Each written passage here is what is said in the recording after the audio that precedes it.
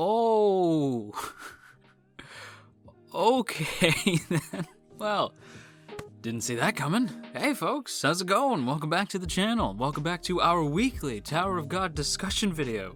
Today we're going to be talking all about episode 9, The One-Horned Ogre, but before we get into that, I do want to give a big thank you to those of you who shared last week's video over on Twitter. So a big thank you to Matt87Eagle, Star Anime, Visty the Fox, Similarity, and Daniel STG. Thanks so much for sharing last week's video over on Twitter, you guys, and if you too would like to have your name in the next Tower of God video, then be sure to share this video around on the internet, and then tag me at JoJo Talks Too Much over on Twitter, and I will be sure to shout out the first 5 of you in next week's video. Okay, so we're gonna get into this now.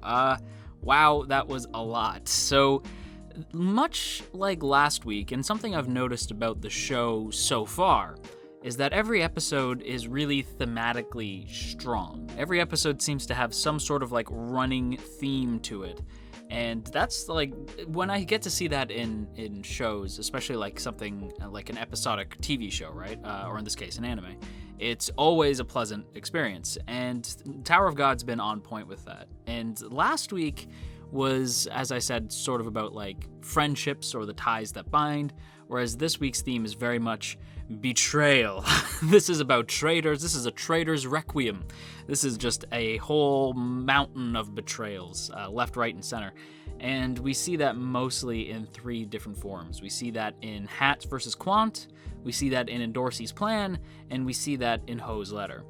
And specifically, I guess we'll tackle the 3 different versions of betrayal, because like the first one, Hat versus Quant, that betrayal is very like sort of self-explanatory. That's basically betrayal for the sake of self-preservation.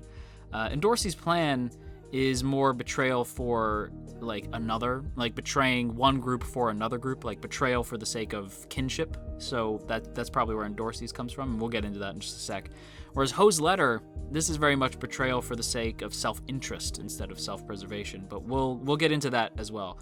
I'm going to start with Hats and Quant because this one is the most easy to explain. This is the most like basic example of betrayal. They betrayed my boy. And yeah, Hat versus Quant is intense. Quant is very scary when he's pissed off, and I would never want that man mad at me. I love Quant. Like you guys know from the other video, like I already said, like Quant is slowly climbing the ranks of just like a character who I really, really dig. I think he's really fun to see on screen. His power is immense, which is always fun to see. And he's, I don't know, there's just something about him. He's a fun and sort of engaging character. He really sort of he pulls in all the attention when he's on screen. He really makes you glue your eyes to the screen. But that said, Quant is, like I said, scary when he's mad, and he really puts Hats on his heels. And the fight choreography this week has been like really good. Like specifically, I'm thinking of Hats versus Quant. Like, it's the one thing I will give the show is that I'm able to follow the action completely. Even when the action is very desperate, like it is here, like Hats is basically just trying to survive. Like he's not trying to beat Quant, he's just trying to make it long enough for the spear bearers to help him. And so we see him really put on his heels. Like he is like fighting him off, but at the same time, it's mostly like, okay, just buying time, trying to get him into a good position, and it does not quite go the way our boy thinks it's gonna go. And this is like the moment where Hats tries to catch Quant off guard, and Quant just catches him and pins him to the wall, and he has that line like, these hands were trained to hold a sword since the day I was born. And they like, so once they get their hands on something, they're not gonna let go. Now! He shouts now, there's this awkward like, just this awkward silence, and Quant's like, oh, you poor bastard, crush, like just crunches him into the wall. I'm like, cause I know that he said like, oh, like I'm like, you guys, like your death is gonna be painful when he meets up with the spear bearers. I don't really think Quant killed anybody. I really doubt Quant killed Hats. Like I just don't see that, and I highly, highly doubt that he also killed the spear bearers, even though he definitely kicked their ass, and rightfully so. The spear bearers like abandoning Hats was such like a piss off moment, because these two have been like these two spear bearers have been sort of shown to be very shady like since the instant we saw them. So like I'm not sad to see them get taken off the board, because I'm going to safely assume that they don't pass. But yeah, I'm not disappointed by that at all, and I was happy to see Quant kick their ass, especially after they betrayed my boy Hats like that. Hats is another character who I really like as well. But yeah, that's basically Hats's tale in the episode and his story of betrayal. So let's go ahead and talk a little bit about Endorsi's plan and her betrayal for the sake of another, right? So we see Endorsi talking about how she became her family's Princess of Jihad. And this scene is brutal and basically explains why Endorsi has the outlook that she has. And even when Bam tries to like combat this, when he tries to say like, don't you remember what it's like to like see stronger people and want to match up to them? And Endorsi has this beautiful line in response to this, basically saying like, I've forgotten the taste of stale bread. And that was like, oh, like that's the other thing about this show, right? So you guys already know, I love these characters. I love the intrigue and the twists and the turns. But the other thing I really, really like is the lines of dialogue between characters. The dialogue exchanges, I think, are brilliant. And that line of like, don't you remember what it was like to chase the strong? And her response being, I've forgotten the taste of stale bread, was so like, oh shit, so good. Oh my God, like that line killed me. Endorsi, you guys know, that's my girl right there. Like Endorsi just, oh my God, I love Endorsi so much. She's just the best. And now this whole time, right, when she's betraying the other two fishermen, and the one dude I didn't care about, like the guy who gets kicked right away, him I didn't care about, but the dude with the sword, I was like, oh, he's got a cool design, he seems like a cool character. It's a shame. I don't know if Endorsi killed them. Like, unlike Quant, I don't know if Endorsi would have killed them or not. Like, I wouldn't put it past her, that's what I'll say. But regardless, she did steal that man's sword, like, straight up, and I did feel kind of bad for him. But when we see her, like, taking them down, you do feel this sort of sense of betrayal, and Bam really feels it. Like, Bam's like, what are you doing? Like, we're on the same team. And Endorsi's like, just because we were sorted into the same group does not put us on the same team. We're on a team, and I'm on a team with somebody else, but she doesn't say that right away. But she's basically saying, like, we are not a team. We are in a group. Like, you, like, I like you, and I wouldn't do that to you. I might, but I probably wouldn't. Them, I don't care about them. And it's like, damn, that's harsh. But at the same time, she says, like, if this is what you want to do, like, if you want to climb the tower with Rachel, this is what you need to be prepared to do. So go find her if you think you can do it. And it's like, damn, that's intense. And Endorsi, like, really, like, just laying out the law. And I did feel, like, a sense of betrayal where I was like, Endorsi, but why, though? But why? And she explains towards the end, once we kind of reunite with her later, that it's not because I thought it was for her own self-interest. So I was like, oh, okay, so she's betraying them to keep herself on top. But really, she says, like, she basically says, like, I've found somebody that I want to climb the tower with as well. And I was surprised to find out that she was talking about Anak. And I was like, oh, and she even says, like, I don't necessarily think we're friends, and we don't even really get along, but I want to climb the tower with her.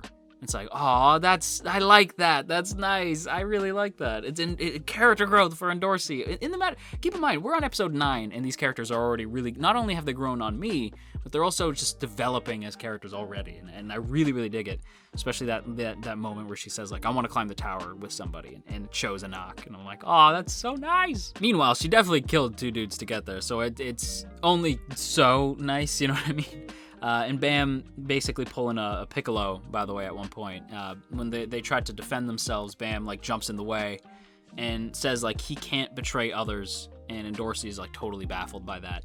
And then Bam runs off to go find Rachel, which leads to the final display of betrayal in this week's episode. This is Ho's letter, which shows the betrayal out of self-interest. And this letter that we've known about for a while. We've been new about this letter, and I was very curious to see what it would end up entailing.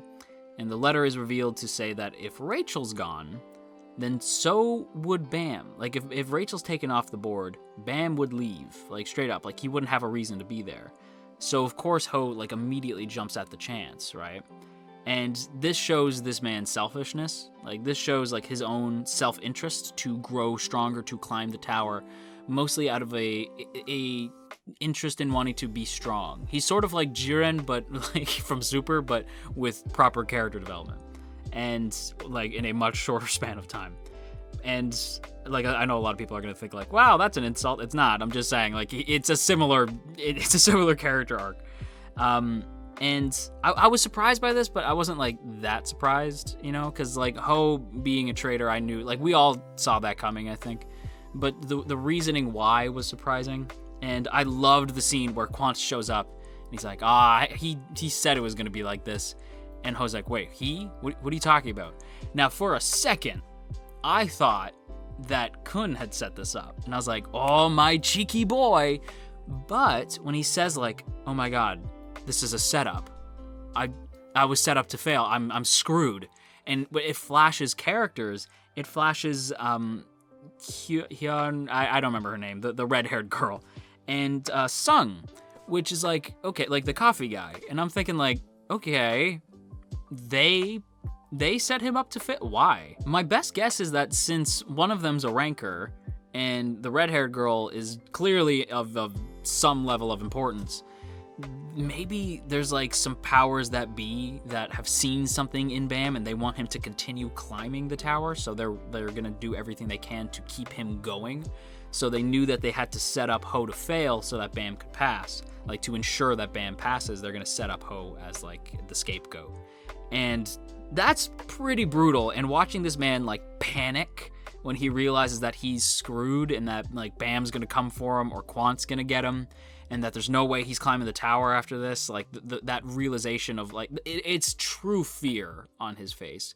Like, not just of like getting an ass kicking, which was probably gonna happen, but like true fear of like, oh my God, everything that I've done, like everything that I've done is useless. Everything I've been through means nothing because I'm about to get screwed out of climbing the tower.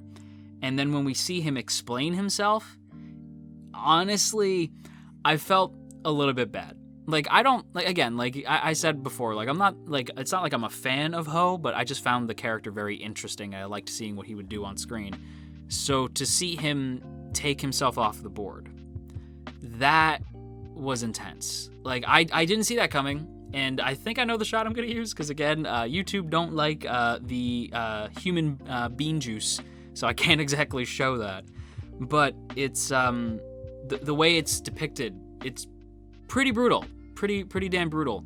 And I was, admittedly, even though he's not like my favorite character or anything, I was sad to see him go. Like, when he explains why he was climbing the tower and the reason why he's doing the awful things that he's doing is because he needs to climb the tower to be strong, to avenge and honor the people who he wasn't strong enough to defend.